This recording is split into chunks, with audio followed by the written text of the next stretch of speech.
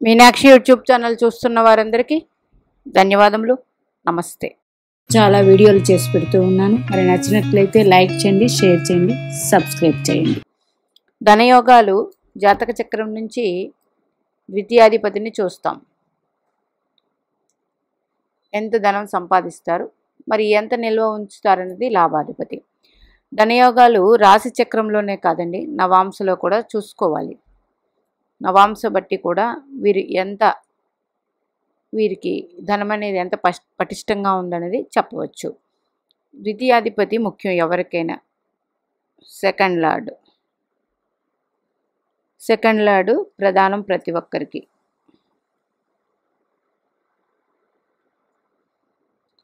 అంటే లగ్నం నుండి 2వ స్థానం, మీది మేష లగ్నం అనుకోండి, 2వ స్థానం వృషభం. వృషభ లగ్నం అయితే 2వ స్థానం మిథున రాశి. మిథున లగ్నం అయితే 2వ స్థానం కర్కాటకం. కర్కాటక లగ్నం అయితే 2వ స్థానం సింహరాశి. సింహ లగ్నం అయితే 2వ స్థానం కన్యా రాశి. కన్యా లగ్నం అయితే 2వ స్థానం తులారాశి. తులా లగ్నం అయితే 2వ స్థానం వృశ్చిక రాశి. వృశ్చిక లగ్నం అయితే 2వ స్థానం ధనస్సు. ధనస్సు లగ్నం అయితే 2వ స్థానం మకరం. మకర లగ్నం అయితే 2వ స్థానం కుంభం. కుంభలగ్నం అయితే 2వ స్థానం మీనం. ఇవి 2వ స్థానం అవుతాయి, అంటే ద్వితీయ స్థానం. దీన్నే కుటుంబ స్థానం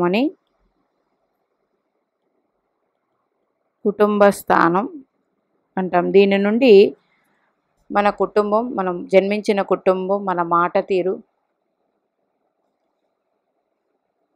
మనకి అంటే ధనం ఎంత సంపాదిస్తామనేది ఇదంతా 2వ స్థానం నుంచి తీసుకుంటాం. మరి ఎవరికైనా 2వ స్థానాధిపతి చాలా ముఖ్యమండి. అది నైసర్గిక శుభగ్రహమైన, నైసర్గిక పాపగ్రహమైన. మరి నవాంశ చక్రంలో ఇప్పుడు 2వ స్థానాధిపతి ఏ నవాంశ పొందారో చూడండి. అంటే మీ ద్వితీయాధిపతి నవాంశ చక్రంలో ఏ నవాంశ పొందారు.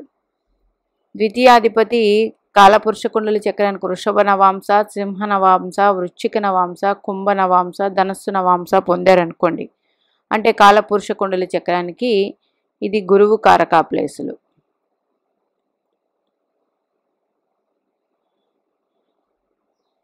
పొందారనుకోండి, మీకు ధనయోగాలు పుష్కలంగా ఉంటాయి. అట్లాగే ఆ నవాంశాధిపతిని మరి గురుడిని చూడలేరు కదండి, ధనస్సు అయ్యింది కదా. అప్పుడు ఆ నవాంశాధిపతి ధనుసు రాశిలో ఉండాలి, గురుడు చూడలేక. కాబట్టి మిగతావి గురువు చూస్తే అధిక ధనయోగాలు ఉంటాయి. ఇదొక పాయింట్. మళ్ళీ 2వ స్థానాధిపతి ఏ నవాంశ పొందాడో ఆయనకి 2, 11 ఆధిపత్యాలు వచ్చినా మంచిదే. మళ్ళీ 2వ స్థానాధిపతి ఏ నవాంశ పొందారో ఆ నవాంశాధిపతిని గురుగ్రహం జాతక చక్రంలో, అంటే రాశి చక్రంలో చూడాలి. రాశి చక్రం అంటే మంది ఫస్ట్ రాశి చక్రం, తర్వాత నవాంశ చక్రం వేస్తారు.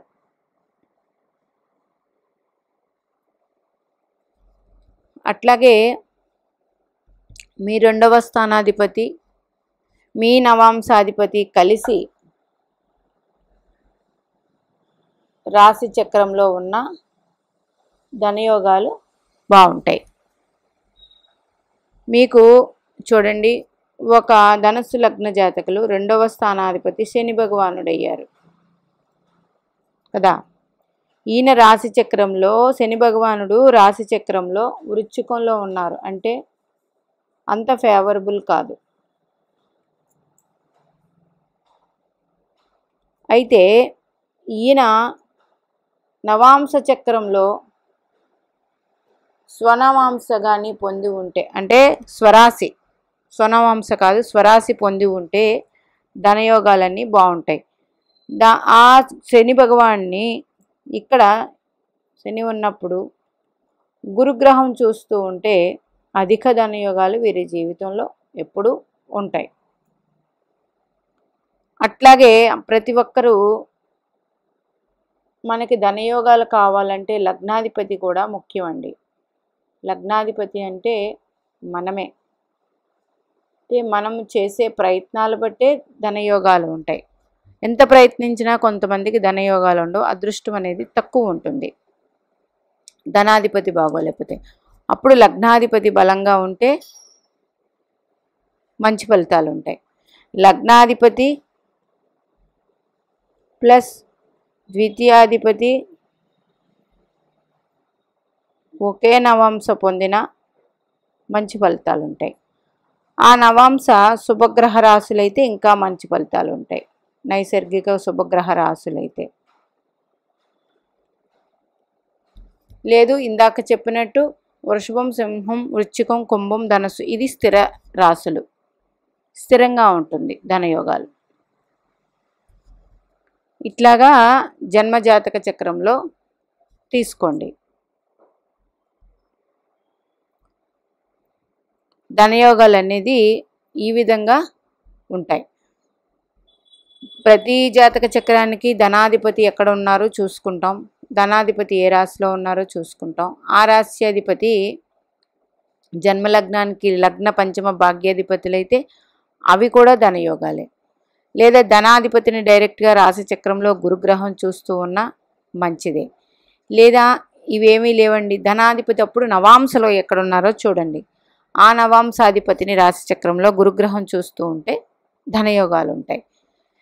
లేదా మీ ధనాధిపతి నవాంశ చక్రంలో ఇందాక చెప్పినట్టు స్థిర రాశుల్లో ఉంటే ధనయోగాలు ఉంటాయి.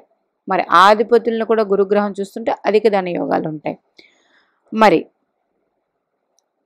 మాకు ఈ రాశుల్లో లేరండి, వేరే రాశుల్లో ఉన్నారు అంటే ఆ రాశి అధిపతిని గురుగ్రహం రాశి చక్రంలో చూస్తూ ఉంటే మీకు ధనయోగాలు అనేవి 100% ఉంటాయి.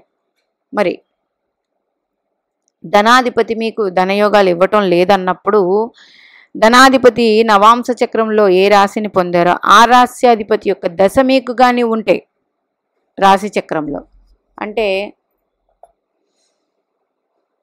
ఒక మీనలగ్న జాతకులు ధనాధిపతి కుజగ్రహం, ఈ కుజుడు నవాంశలో ఎక్కడ ఉన్నారో చూడండి, ఆ నవాంశాధిపతి దశ మీకు ఉన్న ధనయోగాలు ఉంటాయి. లేదా ఆ నవాంశాధిపతి మీకు రాశిచక్రంలో లగ్న పంచమ భాగ్యాధిపతి అయిన లక్ష్మీ యోగాలు ఉంటాయి. అంటే ధనాధిపతికి 1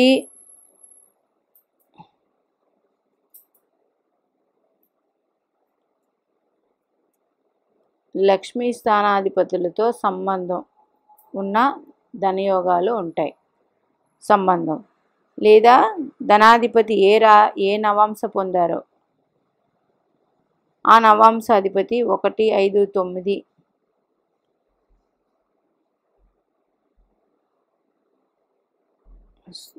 1, 5, 9 అంటే లగ్న పంచమ భాగ్యాధిపతి వచ్చిన ధనయోగాలు ఉంటాయి.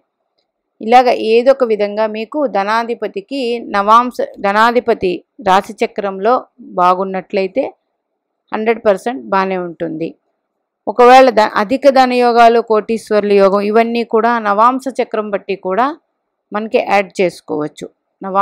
మన ధనాధిపతి నవాంశలో ఏ రాశి పొందారో ఆ రాశ్యాధిపతికి కూడా రాశిచక్రంలో బలం ఉన్నట్లయితే అధిక ధనయోగాలు ఆ దశ వచ్చినప్పుడు అద్భుతమైన ఫలితాలు అవి ఉంటాయి. అందుకే రాశిచక్రం చూసే జాతకం ఎలా ఉంది అని చెప్తాము, కానీ నవాంశ చక్రం కూడా పరిశీలించాలి. నవాంశ చక్రంలో నవ అంశ, నవ అంటే భాగ్యమే, ఇది నవాంశ చక్రం అంటే భాగ్యం అని అర్థం, మన భాగ్యం తెలుసుకునేదే. ఇది ప్రతి భావానికి చూసుకోవచ్చండి. మనకి 12 భావాలు ఉంటాయి కదా, 12 భావాలకు కూడా నవాంశ చక్రం చూసుకున్నట్లయితే ఇక్కడ సరిలేనప్పుడు అక్కడ బాగున్నప్పుడు నవాంశ అధిపతి ఇచ్చే భాగ్యయోగాలు, ధనయోగాలు అన్నీ ఉంటాయి ప్రతి భావానికి కూడా. ఇది ధనయోగాలు ఇచ్చే విషయంలో రాశి నవాంశ 2 ప్రధానమే. మరి మీనాక్షి దేవి ఆశీస్సులు మనందరి మీద ఉండాలని కోరుకుంటూ నమస్తే.